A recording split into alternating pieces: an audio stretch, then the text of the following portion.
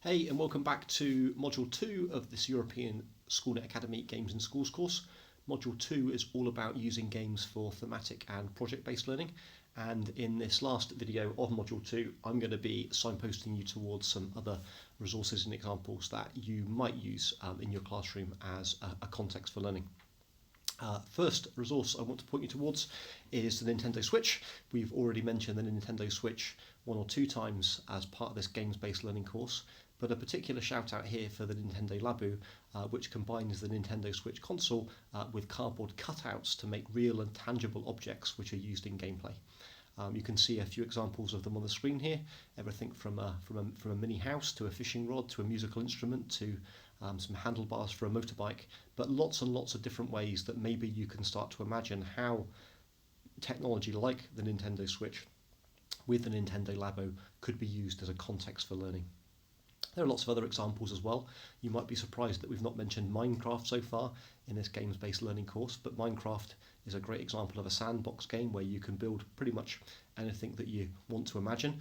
And of course you can explore other worlds that people have built as well. We'll be talking more about Minecraft in Module 5, but there's something about the immersive nature of Minecraft and the immersive nature of being able to explore other worlds, which not only makes it great for children creating content, but also provides a context to learn about history, to learn about geography, to learn about science, and to engage in the creative process, such as creative writing, poetry, creative thought, etc., etc., etc.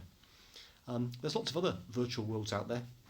MYST is an example of a game which is available for the PC.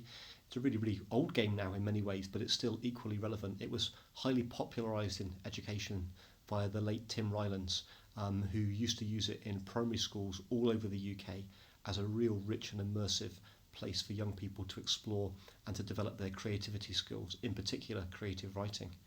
The sequel to MYST is called RIVEN, and again available for the PC, a really rich and immersive world full of sound, full of different landscapes that again you could use as a context for creative writing. And there are a number of other games that are similar to this. Journey is a very, very immersive game, again full of sound, full of wonderful landscapes, full of wonderful objects that you come across and that you meet, full of mystery and wonder and delight, and again a wonderful environment for creative writing as you work your way initially across this amazing desert landscape. And there are some slightly more obscure ones like The Plan, for example, where you take on the role of a fly and again you explore a number of different objects and a number of different places, through the eyes of a fly. But again, an interesting idea to use a game like this to really inspire children to create and to write their own stories. And there are other games that are also examples of immersive games that maybe link a little bit more into a historical context. Valiant Heroes tells the story and provides the gameplay around the Great War.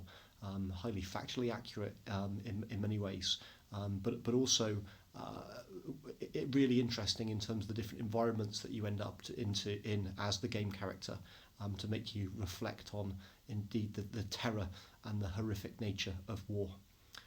There are other war type games, some of which that have been around for a long, long time, for example Age of Empires, which perhaps isn't so much about the actual environment of the game, but is more about the tactics of warfare. But again, it could easily be linked into history and geography lessons here.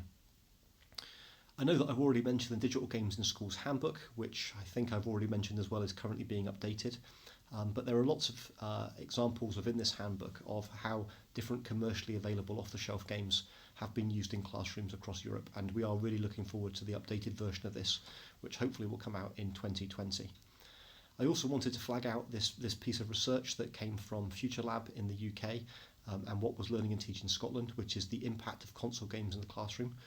One of the reasons I wanted to flag it is because even though again it's slightly dated now, it does provide a bit of academic rigour around some of the ways that commercially off-the-shelf games can be used in the classroom to meet learning outcomes in terms of learning, teaching and assessment. And a slightly more modern publication, free publication, you'll find the link to this on the online forum. This is about learning, education and games, and again lots and lots of links in here to both education games but also commercially available off-the-shelf games, and how these might be able to be used in your classrooms and your schools and your education settings. And the last one or two things to mention is I really wanted to give a huge shout out to my great friend Derek Robertson, who is now who works at the University of Dundee, who has done a huge amount of work in the use of commercial off-the-shelf games in the classroom. I had the great pleasure of working with him for a number of years, and there's no one else that can really talk passionately about some of these ideas that Derek has developed. And this is just a link to his own personal blog here, which he updates from time to time. But it's a great personal journey and a historical context of how Derek has been using computer games, in particular commercially available off-the-shelf computer games in the classroom for many, many years. And my final thought is that when we think about commercial games, and if we really want to think about how we use commercial games to engage learners, we also maybe need to think a little bit about how do we use commercial games to engage the teachers first. It might sound like a really common sense thing to say, but actually, sometimes as an adult, it's really important that we play. It's really important that we become familiar with some of the tools that we might use in our classroom. And if we're not engaged with them ourselves, how on earth are we going to expect young people to be engaged with them? So what I would really encourage you to do is I would encourage you to take every opportunity to play computer games as an adult, so that you can experience the joy, the wonder, the delight, the frustration of what some of this gameplay can bring together. It's a great example of a staff professional development opportunity. It's a great thing to do in the comfort of your own home or with friends, but get out there and have a go at playing a game. So that's the end of Module 2, where we've been talking about the use of commercially available off-the-shelf games for project-based learning and thematic learning. And we've got another Padlet activity at the end of this module. And if you follow the Padlet link that is on the online forum, it will take you to a Padlet page, and you'll see that I've already put in there some examples of commercially available off-the-shelf games that I think could be used in the classroom. And what I would like you to do is I really just want you to add different sticky notes to this with your own ideas, maybe ideas that you have already tried, maybe ideas that you've thought about, or maybe just future ideas that you think might be really useful to have a go at. You'll see the format of how I've set it up. I've talked about the name of the game. I've talked about the platform that the game is available on. I've talked about the genre of the game. I've talked about the age range that I think this game might be appropriate with.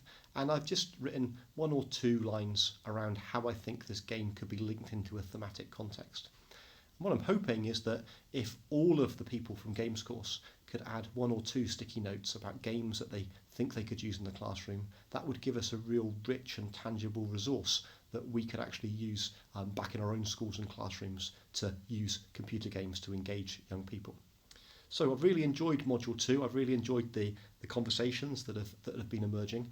Don't forget to contribute to the discussion forum, and don't forget as well to share your ideas and your aspirations, and of course your game titles, using the hashtag GamesCourse on Twitter and on Facebook. See you in Module 3, where we were going to be looking at learning games, this time games that are specifically built for learning.